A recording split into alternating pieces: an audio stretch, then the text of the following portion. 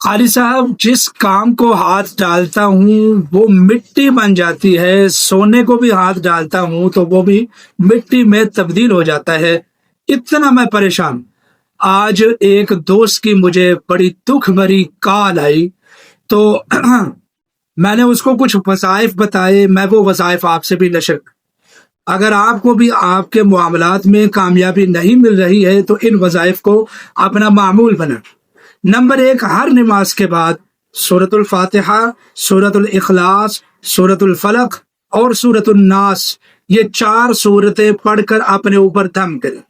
اور پھر فجر کی نماز کے بعد یا فتاح یا رزاق، یا فتاح یا رزاق، فجر کی نماز کے بعد 100 بار پڑھے۔